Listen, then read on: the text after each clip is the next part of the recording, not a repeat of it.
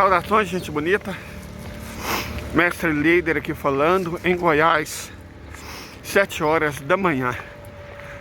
Fazem 16 graus Celsius.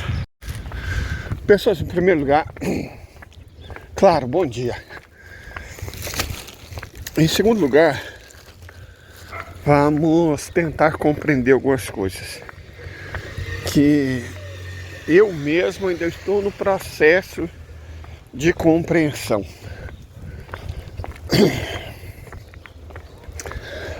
Eu acho que do ponto de vista histórico, nós estamos passando por um período de transição. Um período de de enormes mudanças nesse mundo. Sabe, é uma coisa que uma geração humana dificilmente vê. Porque acontecimentos históricos, eles são comuns. Sabe, eles acontecem porque a história está sendo feita ao vivo, mesmo que não seja televisionada. Então isso não é incomum. Agora, o período que nós estamos passando se vê raramente na história humana. Passam-se às vezes dezenas de gerações e isso não é visto. Do que eu estou falando? É um período de transição civilizacional, de mudança realmente paradigmática. Correto? Deixa só. Tem umas motinhas barulhentas. Mas vamos lá. O que eu estou falando? Pensa a civilização ocidental. Ela surge no século XV. Certo? Ela surge no século XV. Na minha concepção, o fato mais emblemático que marca o surgimento da civilização ocidental é a tomada de Ceuta pelos portugueses. Veja bem, Ceuta não foi colonizada por portugueses. Ceuta só foi tomada para que dinheiro fluísse para Portugal, para que os portugueses da época ganhassem sem trabalhar, roubando outra civilização. Basicamente isso caracteriza o Ocidente. A primeira coisa que a gente precisa, nesse caso, é caracterizar o que é a civilização ocidental. Civilização ocidental é uma que usa de quaisquer meios, roubo, pilhagem, escravidão, genocídio, quaisquer meios para extrair de outras civilizações a riqueza para a própria elite. Então, isso é o Ocidente, certo? Se você for ver a história de Portugal, da Espanha, da Holanda, da França, da Inglaterra ou dos Estados Unidos, da Alemanha, são apenas episódios diferentes, com personagens diferentes, em épocas diferentes, contando rigorosamente a mesma história, que é a história do Ocidente. Roubar, pilhar, saquear, piratear, fazer genocídio, escravizar, para enriquecer uma elite. É isso. Veja bem, quando você fala, o capitalismo é o modo de produção do Ocidente, isso também tem que ficar claro. Existe uma civilização, existe um sistema político, que é o Estado Nacional Burguês, e existe um modo de produção econômico, que é o capitalismo. É a tríade do Ocidente. Essas três coisas sempre andam juntas. A civilização ocidental sempre foi, e sempre será capitalista. Se ela deixar de ser capitalista, ela deixa de ser Ocidente. Simples assim. O capitalismo é inerente à civilização ocidental. E o Estado burguês, o Estado Nacional Burguês, é inerente a essas duas outras características. Diferente dos ANCAPs, mas os ANCAPs são todos uns imbecis, né? Não dá para levar nenhum deles a sério. São todos uns imbecis. A prova disso é que o Milei, suposto ANCAP, assim que ele assume o poder na Argentina, ele transforma o poder do Estado praticamente num feudo pessoal. Então, como eu disse, não se deve levar ANCAP a sério. eles são ou desonestos ou profundamente imbecis. Sabe? Fato incontestável é que Estado Nacional Burguês, capitalismo e civilização ocidental andam juntos. Perfeito? Eles andam juntos. São uma pirâmide. O Estado Nacional Burguês começa a se desenvolver na Inglaterra do século XI, né? Isso, a Inglaterra do século XI. Podemos dizer que a Inglaterra foi o primeiro Estado Nacional Burguês. Porque depois da conquista por Guilherme o Bastardo, em 1066, eles tiveram que fundar uma organização nova, não feudal. Lembre-se, no século XI, o vigente era o feudalismo. E quais são as características básicas do feudalismo? Feudalismo, numa definição marxiana precisa e curta, ele é um modo de produção de obrigações mútuas, mas desiguais. Isso é o feudalismo, certo? Baseado na autossuficiência e na descentralização administrativa. Bom, isso é o feudalismo. Só que quando Guilherme o Bastardo invadiu a Bretanha, né, a heptarquia anglo-saxônica, ele não podia manter isso. Não podia manter a característica descentralizada, porque ele queria centralizar tudo. Qual que é a melhor maneira de centralizar tudo? O Estado Nacional. Foi por isso que o Estado Nacional surge na Inglaterra, com Guilherme Bastardo, pela necessidade de centralizar do conquistador Guilherme Bastardo. Então, né, a história tem as suas próprias a história tem as suas próprias maneiras de fazer as coisas acontecerem. Outra característica não feudal que não dá para ser mantida são as obrigações recíprocas e desiguais. Porque ele era um conquistador. Ele não estabeleceu obrigações recíprocas.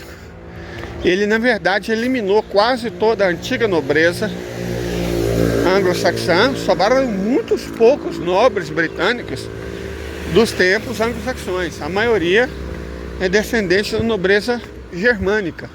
Sabe, a nobreza celta original, por exemplo, em Gales, e na Escócia até que ela sobreviveu. Mas em Gales ela foi praticamente extinta, embora tenha sobrevivido aqui e ali.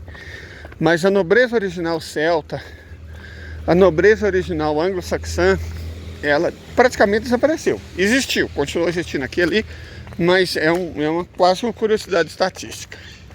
Foi completamente substituída por outra, centralizada. Não é um rei que tem relações de suzerania com um duque, que por sua vez tem relações de suzerania com um conde, que por sua vez tem relações de suzerania com um visconde, que tem relações de suzerania com um marquês, que tem relações de suzerania com um barão, tem relações de suzerania com um baronete. Não, são todos vassalos do rei. Então, o que surgiu na Inglaterra foi uma coisa completamente diferente. Tanto que a Inglaterra deu o segundo passo para a constituição do Estado burguês, Estado Nacional Burguês, que é uma carta de direitos que eliminaria o caráter consuetudinário. Até então, o feudalismo, e o feudalismo permaneceu assim em vários países da Europa por séculos ainda, é um sistema de direito consuetudinário, baseado na tradição. A Inglaterra não. No século XIII, não tinha passado nem 150 anos de direito, ela assina Bill of Rights, né, sobre o rei João Sem Terra. O que foi Bill of Rights? Foi a primeira carta de direitos do mundo, mas ela não garantiu o direito de todas as pessoas. Ela garantiu o direito da nobreza em relação à realeza, correto? Mas ela estabelece pela primeira vez, não no mundo, mas dentro da Europa pós-romana, um direito baseado na lei escrita. O direito britânico, que é a base, por exemplo, do direito americano, do direito canadense, do direito australiano, ele é muito diferente do nosso, de origem romana. É por isso que quando alguns funcionários da CIA, como o Marreco de Maringá, ou o pastor, o ex-pastor, acho que pastor ele não é, só não é mais procurador, só não é mais deputado, né, porque ele foi cassado. Mas o pastor Safado e muitos outros, tem muito juizinho, muito procuradorzinho, que vai para os Estados Unidos aprender leis. Só que o sistema legal anglo-saxão é totalmente diferente do nosso. É por isso que institutos normais lá, com uma delação premiada, normalmente dão errado aqui, porque o estatuto jurídico é completamente diferente. Então você pegar um estatuto jurídico, direito anglo-saxão, e tentar aplicar no direito romano, que é o nosso, é óbvio que não pode dar certo. Não tem muita chance de dar um bom resultado. Certo? Porque a origem do direito deles é outra. É essa, na Bill of Rights, do rei João Sem Terra, no início do século XIII. Então veja, e o capitalismo? O capitalismo, ele também dá seus primeiros passos na Inglaterra. Mas aí a gente precisa, mais uma vez, ter uma definição precisa de capitalismo. Antes dela, vamos para os nossos comerciais, já que nós não somos monetizados pelo YouTube, né? Só um momento.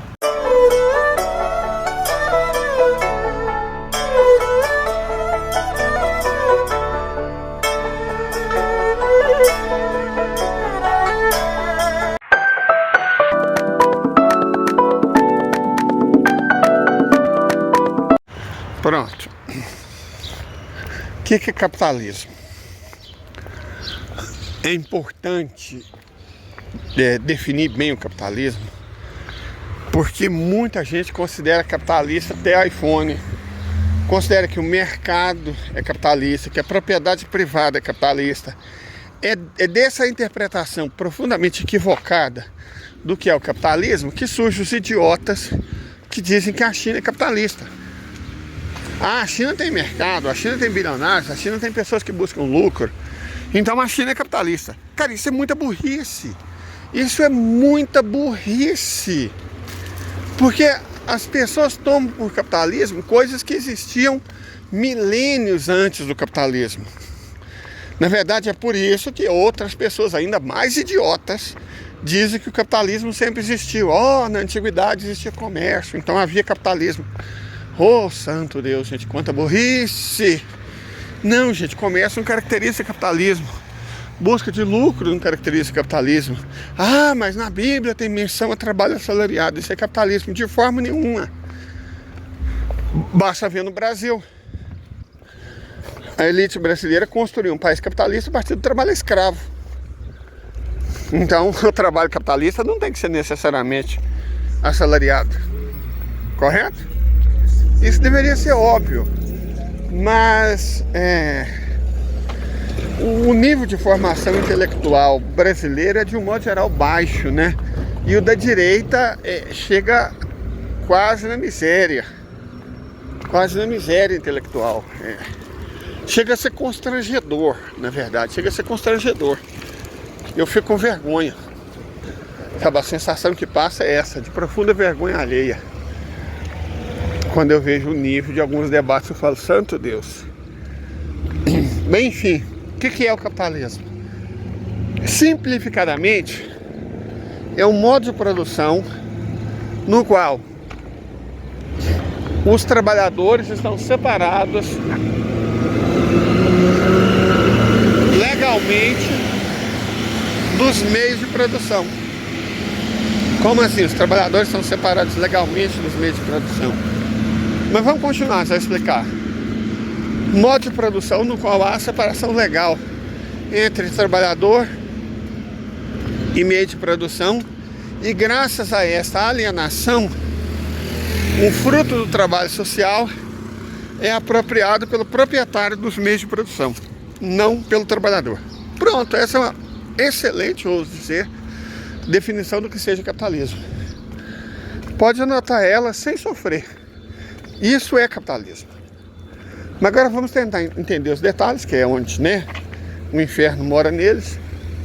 Vamos tentar compreender os detalhes e os significados disso. Separação legal entre trabalhador e meio de produção. Muito bem. A família, vamos pegar a Bíblia, é um livro antigo, escrito há muitos séculos, que muita gente tem em casa. Então ela é muito conveniente para a gente fazer alguns estudos. Ela é muito conveniente.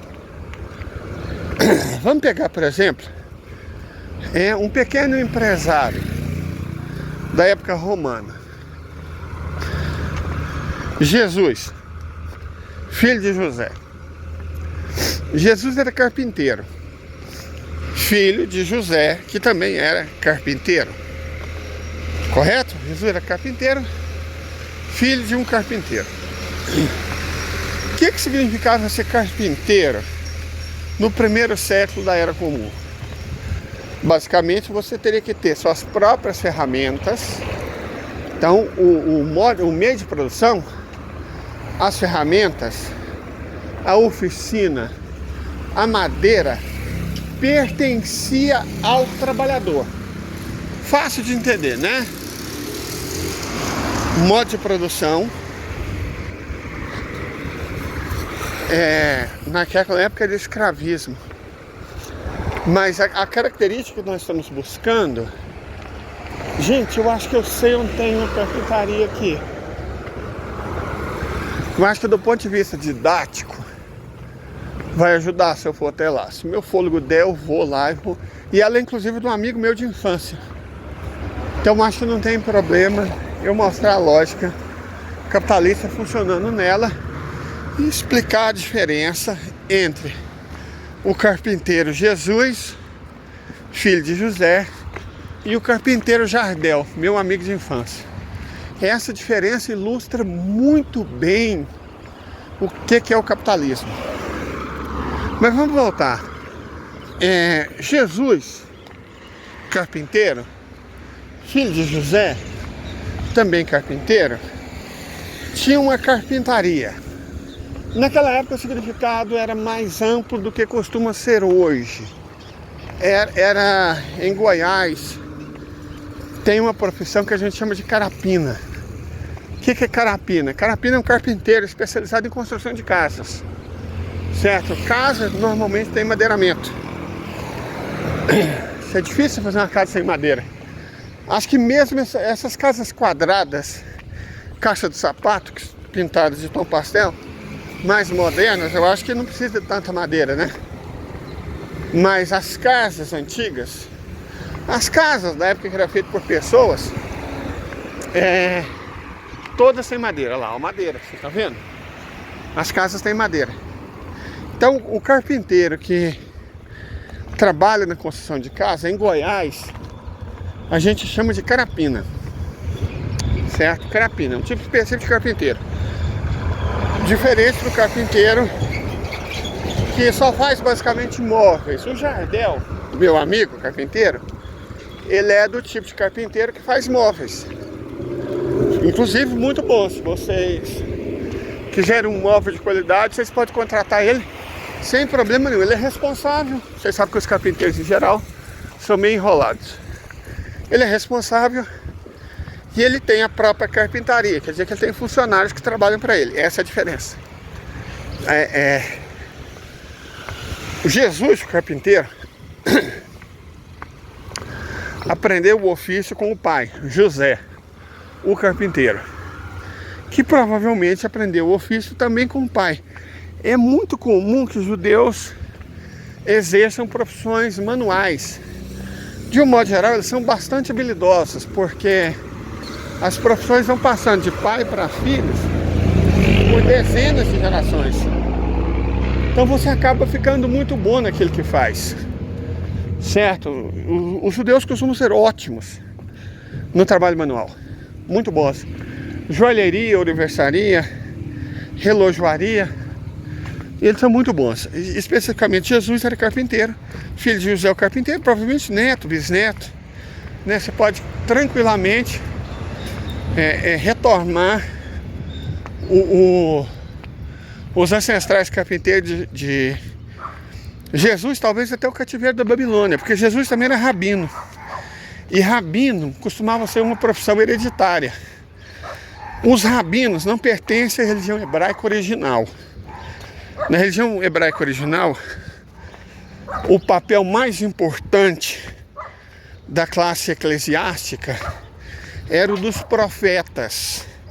Nos livros que foram escritos antes do cativeiro da Babilônia, por exemplo, o livro de Amós, isso fica muito claro. Não existia rabinos, certo? Não existia rabinos, eram os profetas. Então, como José era um rabino e não um profeta, a gente pode estabelecer as origens da família de Jesus tranquilamente. Aqui, ó, Jardel da Guia, meu amigo. Aqui ele tem uma carpintaria, Catalão Móveis. Essa é a carpintaria do meu amigo Jardel. Casado com a Keila, que tem 2 filhos que foram meus alunos. Reparei, eu estudei com o Jardel 2 vezes. Numa escola que tem por aqui, Anice Cecílio Pedreiro, e depois numa outra escola, que mais tarde foi transformada em colégio militar. No colégio, na época, polivalente, Dr. Tarsis Campos. Nós estudamos juntos 2 vezes. É raríssimo entre as classes pobres, porque entre os ricos é comum, né? As famílias são abastadas e elas estudam no mesmo colégio. Na Suíça não, porque a elite brasileira é muito burra e não manda os filhos para grandes escolas no exterior. Mas, normalmente, os filhos da elite crescem juntos. Os das classes mais pobres, depende basicamente de onde você mora. Eu vim da roça para estudar, fazer pelo menos a primeira série. Depois a professora na prática foi minha mãe, que eu estudava na roça. Mas a primeira série eu fiz na cidade, no colégio estadual Anice Cecílio Pedreiro. Jardel era meu colega lá. E depois eu estudei novamente com ele no colégio polivalente Dr. Tarsis Campos. Aí estudamos juntos por mais 3 anos. Então nós somos amigos de infância. Jardel, como vocês viram, é pedreiro. Olha, deixa eu mostrar a escola ali, ó. Vamos ilustrar, né? Já que nós estamos falando, explicando, vamos ilustrar como é que são as coisas. Mas voltando ao caso dos carpinteiros. Vocês viram que Jardel, meu amigo, ele é carpinteiro do tipo clássico, que faz móveis planejados, aqueles móveis de gente mais abastada, né? Jesus era carpinteiro também, mas eu creio ser mais provável que ele fosse do tipo carapina, do tipo que construía casas, certo? Porque a construção da casa na antiguidade tinha 2 etapas. A etapa feita com pedras, né? O pedreiro. E terminou a etapa feita com pedras, começava a etapa feita com madeira. Aí entrava o carpinteiro. Então existe uma chance bem razoável que José, mais do que um mero carpinteiro, fosse o que hoje se chama empreiteiro. Pegava casas para construir, certo? Mas desde o momento em que as pedras já estivessem levantadas. Para fazer uma casa, você tinha que contratar 2 profissionais. Primeiro, pedreiro. Por que o nome pedreiro? Porque as casas eram feitas de pedra. Quando o pedreiro terminasse a parte dele do serviço, aí o profissional era o carpinteiro. Certo? O profissional era o carpinteiro. No caso, é provável que o pai de Jesus, aqui, ó, nessa escola que eu estudava, é aqui, que eu estudei com meu amigo carpinteiro, Jardel. Então vamos lá. era bem menor naquela época. Eu morava nesse bairro. Saí da roça para ser alfabetizado, mas eu já sabia ler e escrever. Ser formalmente, né, inserido no sistema de educação. Aqui, minha finada avó, que Deus a tenha, morava lá em cima. Foi um dos primeiros casos aqui da vila. Na época isso era uma vila. Não era um bairro, era uma vila isolada da cidade. Né? Era conveniente porque tinha uma escola e ficava perto da rodoviária. Que ficava num morrinho ali, onde hoje funciona várias coisas. Eu sempre mudo o que está lá. Mas já foi teatro, agora parece que é um centro de aprendizagem. O governo do estado de Goiás oferece uma série de cursos técnicos para pessoas. Enfim, voltando ao assunto. José, ele tinha a sua oficina, certo? Como o Jardel também tem. José tinha as suas ferramentas, como meu amigo Jardel também tem. Mas Jardel, meu amigo, tinha uma coisa que Jesus, ou o pai dele, José, não tinham, que é funcionários. Jardel trabalha no sistema capitalista, então ele compra a mão de obra dos funcionários e paga por isso um salário. Só um momento. Comprar pão pro bando, né? Mas vamos voltar. Então, uma grande diferença, para vocês entenderem o que é o capitalismo, é que na época de Jesus, o carpinteiro, e de José, pai de Jesus, igualmente carpinteiro, que eram rabinos judeus, e que, portanto, eles exerciam normalmente a profissão geração por geração. Então, as origens podem ser travadas do cativeiro da Babilônia, da onde veio a classe, né, sacerdotal dos rabinos. A classe sacerdotal dos rabinos é uma criação do judaísmo surgido entre os persas, certo? O judaísmo não é uma religião de origem na Palestina. O judaísmo foi surgido entre os persas. A religião original do povo hebreu não era o que hoje se conhece por judaísmo. Tinha muitos elementos do judaísmo, certo? Mas ela era totalmente diferente. Primeiro que ela não era monoteísta, ela era politeísta. Você tinha mais de um Deus, você tinha anjos, você tinha um punhado de figuras, né, que da cosmovisão hebraica, que passaram a não existir na religião judaica fundada entre os persas. Então, outra coisa interessante era a própria classe sacerdotal. A classe sacerdotal da religião dos antigos hebreus era essencialmente a dos profetas, certo? Era dos profetas. E você tinha além dos profetas, os levitas, que trabalhavam nos templos.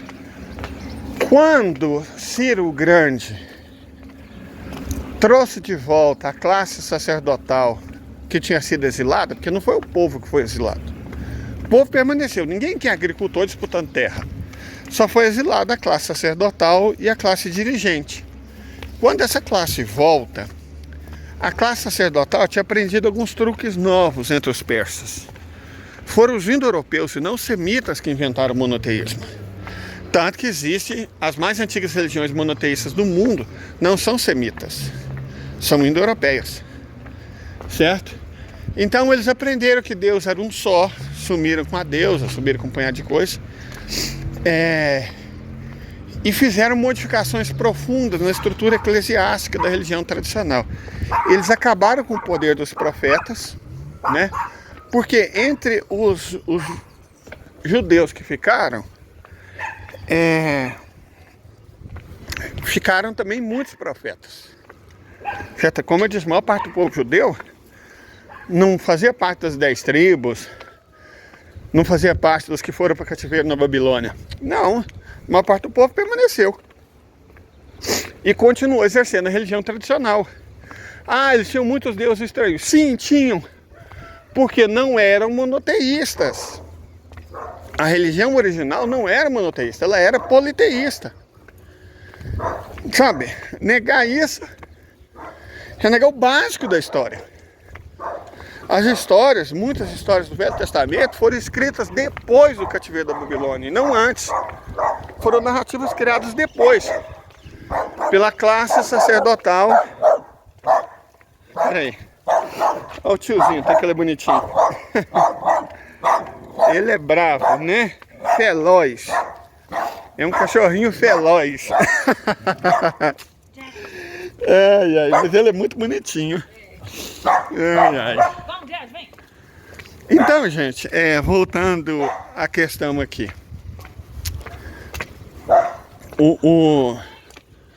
Quando a classe sacerdotal voltou do Império Persa, ela voltou monoteísta. E a classe sacerdotal passou a ser dominada pelos levitas. Certo? Pelos levitas. Os rabins eram essencialmente levitas. Da onde até hoje no Estado de Israel só pode usar sobrenomes tipo Levi, Cohen, Cunha, Acunha, os descendentes dessa espécie de nobiliarquia. Quem tem esses sobrenomes, Cunha, Acunha, Levi, Cohen,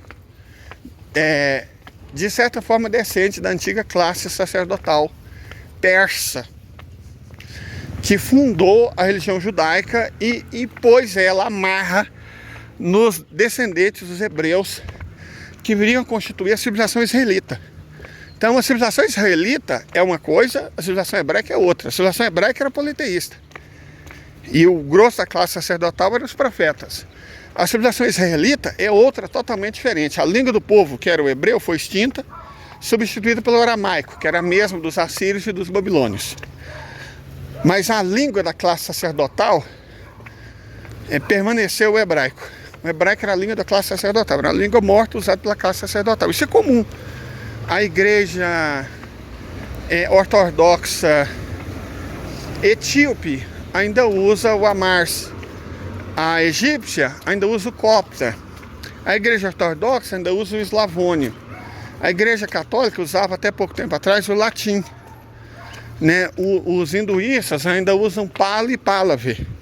E sânscrito. Então é comum que religiões usem línguas mortas muito antigas para serviço eclesiástico. É o caso do hebreu. Certo? Então isso é comum. De toda forma,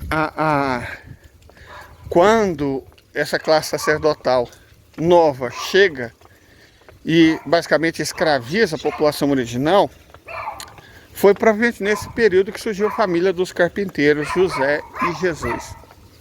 Correto? Porque somente os ultrafigurões, dos figurões do templo de Jerusalém podiam ganhar vida sem trabalhar, sendo sustentados pelos impostos dos outros. Os outros rabinos, por mais que eles fossem respeitados e tal, que fizessem parte do Sinédrio, tinham que ter suas próprias profissões, certo? Paulo, por exemplo, era fabricante de tendas. Jesus era carpinteiro. Bom, Jardel é carpinteiro, mas não é... Ele é um capitalista. Por quê? Porque ele contrata funcionários. Essa é a diferença do capitalismo. Então, o capitalismo se define pela separação entre trabalhador e meio de produção. Os funcionários do Jardel, meu amigo, não são donos da oficina, não são donos da madeira, não são donos da ferramenta. Isso é capitalismo. O capitalismo surge na Inglaterra do século... começa a surgir, né, na Inglaterra já no século 13, 14, mas ele se cristaliza mesmo com as reformas introduzidas por Henrique VIII. Eu acho que eu tenho que fazer um vídeo especificamente disso, né? Porque Henrique VIII, o criador do protestantismo em inglês, chamado anglicanismo, e inclusive essa relação profunda que existe entre crente, evangélico, né, gospel, protestante e capitalismo é tão importante. E não precisamos recorrer só a Marx, não. Max Weber fala muito sobre isso, a ligação umbilical que tem entre crente e capitalista, que continua existindo até hoje, e explica muita coisa. Nós vamos falar sobre isso, mas num próximo vídeo, porque senão isso fica muito grande. Esse eu acho que pode parar por aqui. Vamos chamar de vídeo número 1. Não quero tomar muito tempo de vocês com coisas tão longas, mas tenham vocês um ótimo dia e até o próximo vídeo. Fiquem bem.